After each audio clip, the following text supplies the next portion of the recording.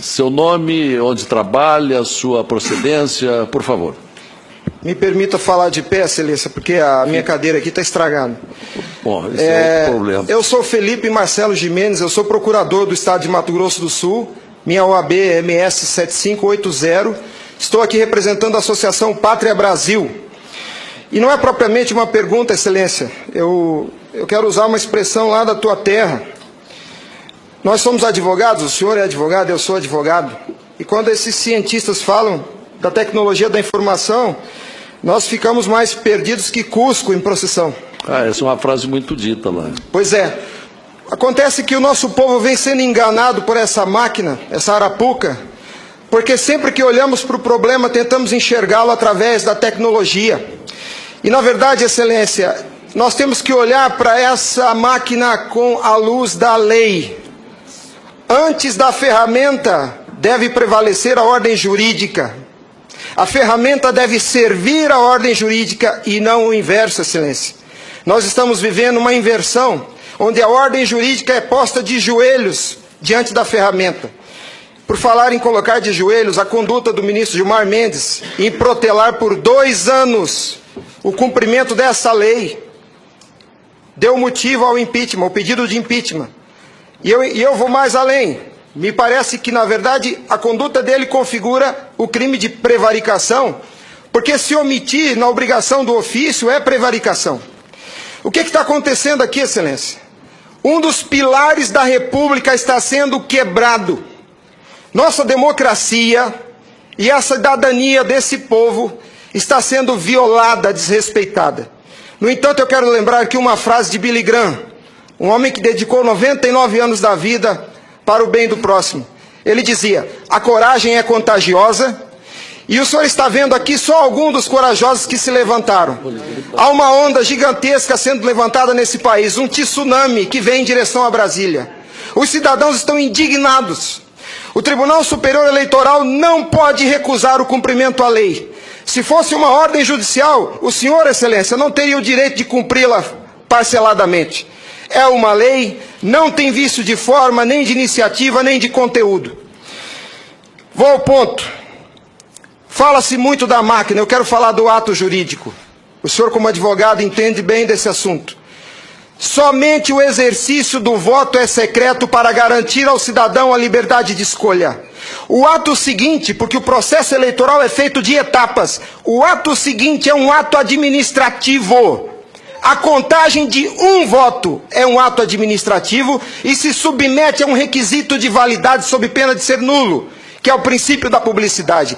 Qualquer ato administrativo deve ser público. Entenda, Excelência, nós queremos auditar o fato jurídico, não é a máquina. Não nos interessa o software nem a máquina, nem antes nem depois. Nós queremos auditar o fato, que por natureza é um evento. O evento se perde, por isso a necessidade de dar corpo físico ao fato da contagem do voto, para que se conheça, para que se cumpra o princípio da publicidade, porque a publicidade é erga omnes, é para todos os cidadãos, não é só para o eleitor que olha no visor. Essa contagem do voto deve ser feita para que todos os cidadãos tenham a oportunidade de fiscalizá-la, e não é a contagem de milhões de votos, é a contagem de um voto, de cada voto é um ato administrativo, e será nulo se não for público. Há vários princípios constitucionais que vêm sendo quebrados desde que essa arapuca foi inventada lá em 97.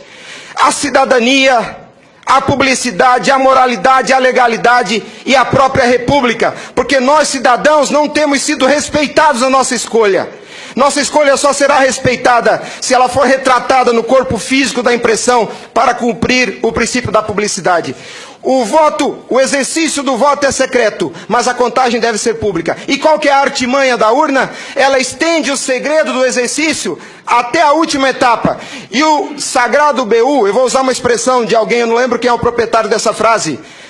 A seita do santo baite tem no altar o BU.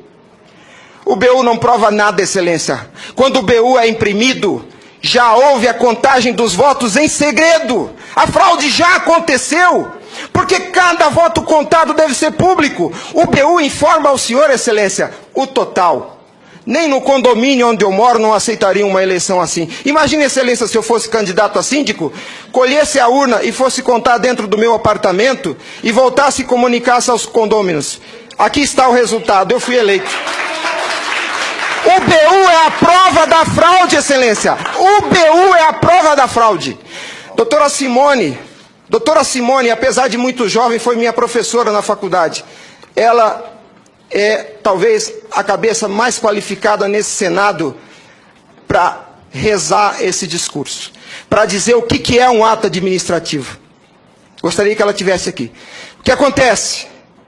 Nós estamos sofrendo uma violação dos princípios republicanos, dos princípios constitucionais e principalmente, Excelência, da cidadania, porque nossa cidadania só existe na medida em que nosso voto seja respeitado, porque ele é o instrumento do exercício da cidadania, porque através deles elegemos os nossos escolhidos. E a nossa eleição, a nossa escolha tem sido apurada em segredo, e o fato se perde. Por isso que os adeptos da seita do Santo Byte dizem que nunca há fraude. Porque quando se procurar o fato dentro da máquina, ele já não está mais lá, ele está no BU. E o BU só tem o total da contagem dos votos, Excelência. Nós precisamos olhar para esse problema sobre a ótica da lei. Nós não podemos continuar aceitando esse engodo. E a lei que os senhores votaram com uma representação maciça da outorga popular. Só os senhores têm legitimidade para representar o povo brasileiro. Só os senhores. Os ministros da Justiça não têm essa legitimidade. Eles estão usurpando dos senhores as suas competências. Eles estão colocando esse Congresso Nacional de joelhos, porque estão se recusando a cumprir a lei. Excelência, eles estão cometendo abuso de autoridade. Abuso. Porque essa lei que os senhores votaram com 71% do Congresso Nacional, a derrubada do veto teve um peso de outorga popular maior do que as emendas à Constituição.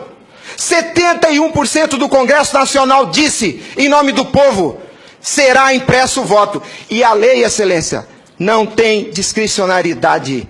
A lei não permite fracionamento.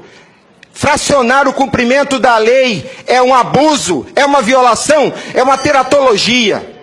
Não há possibilidade de se fracionar o cumprimento da lei. Imagine o senhor, se o senhor fosse sujeito passivo de uma ordem de Gilmar Mendes, se ele aceitaria ouvir do senhor o seguinte: ministro, eu vou cumprir sua ordem, um pouquinho a cada ano.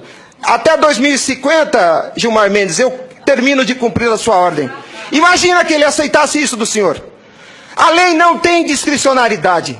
Não é possível cumpri-la pela metade. Em resumo é isso, Excelência. E por fim, o direito dos senhores, a sua autoridade como representantes do povo está sendo vilipendiada. E por quem? Vou dizer mais. Não é por juízes. Os ministros, quando sentam na cadeira do Tribunal Superior Eleitoral para administrar esse serviço público, que é a eleição é um serviço público, não é jurisdição, não é um ato jurisdicional. Quando eles lá, sentados em seus gabinetes, estão administrando o processo eleitoral, são administradores sujeitos aos princípios constitucionais, como qualquer agente do Executivo. A hibridez da Justiça Eleitoral tem confundido o povo. Mas a competência se dá, a função se dá em razão do cargo, não do indivíduo. Quando eles estão se desincumbindo do processo eleitoral, estão executando ato administrativo, não são juízes.